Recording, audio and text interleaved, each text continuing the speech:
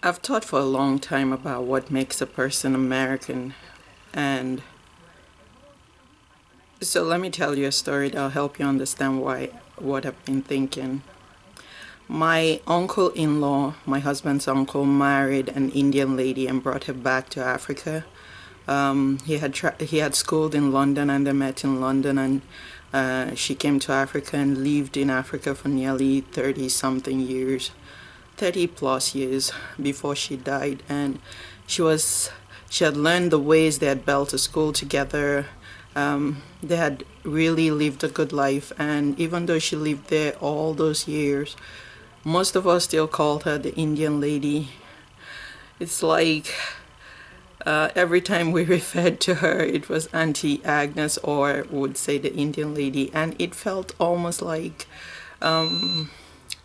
it always felt like if someone calls you the Indian lady, you're not exactly African yet. And I feel like for the longest time, those of us who come here to become citizens from other country will be like that till we earn a right to be American. And there are some things we can do to earn that right to become American. I don't believe people should come to a country and start criticizing it off the bat.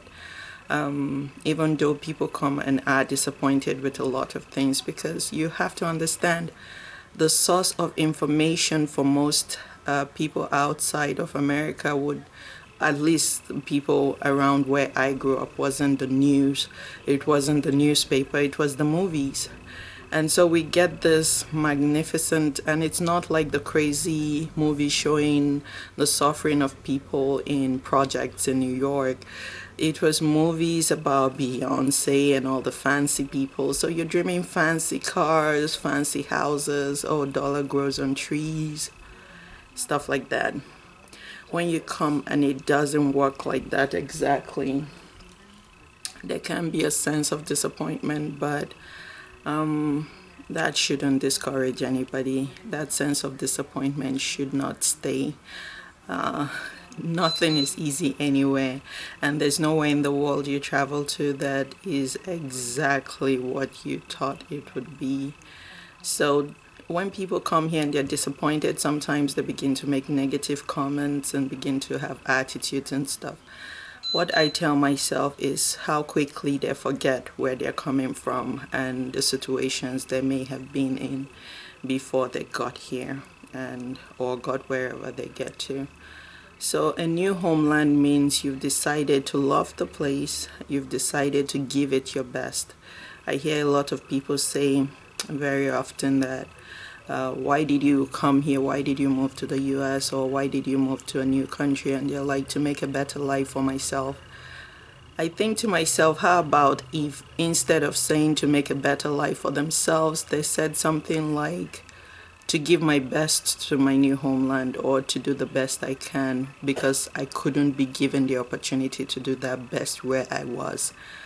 The truth about why I moved, or why most people move, is not just to make a better life for themselves. It's because they want the opportunity to be free to grow to their fullest potential. I mean, look at me. I have a full-time job, yet I'm here doing YouTube. Yeah, there are days I don't believe I'm doing this. But that is what happens. People want the opportunity to be free to pursue whatever it is their endeavors and their potentials in life can give them. In other places, people don't get that kind of opportunities, and that's why they move. That's why they travel. It's not to stifle the people in the new homelands they get. Is not to be vindictive, it's not to come and have attitudes. They do get disappointed sometimes because they think the systems work differently. You hear some Americans say, if you don't like it, go back to where you're coming from. It's not that easy. People gave up a ton to make it here. It's you don't know how, like right now the naira from the country I come from is 280 to $1. So just to buy a ticket from where they're coming from to get to where they are, their new homeland, would have taken them selling off nearly everything they have just to get a ticket sometimes. And so telling them to go back where they're coming from doesn't make sense, because they've given up everything with the hope for something new and different. I think the best thing to say to them is, give us your best. And their best is all that they are looking to give if they're given the opportunity.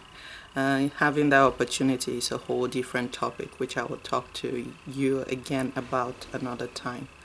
But thank you for listening. Subscribe to this channel, and we'll talk some more about some things on my mind about migrating to a new country, and I'll put up some new videos that I hope you guys like. Leave a comment below. Tell me how you feel about immigrants you've met, or people who are giving their best to the community you live in, and how that has affected you or influenced you. For one thing that I know for sure is that immigrants or people coming from other places to be in the communities that you live in challenges you. I mean, if the immigrants come and they've taken over all the jobs on the lower level, like taxi drivers, all the Indians occupied, and that's me stereotyping seriously there. But if they take over all that job, and the nurses are all seem to be African, and they take over all that job, what happens to the people in the communities that are in those places is that the citizens themselves are pushed to reach for the higher jobs and the better jobs.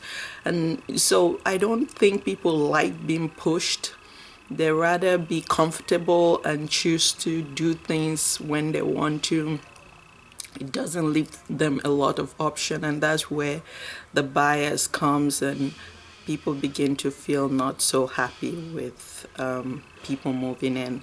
But we can talk about all that and find out what would be the best way to make it work.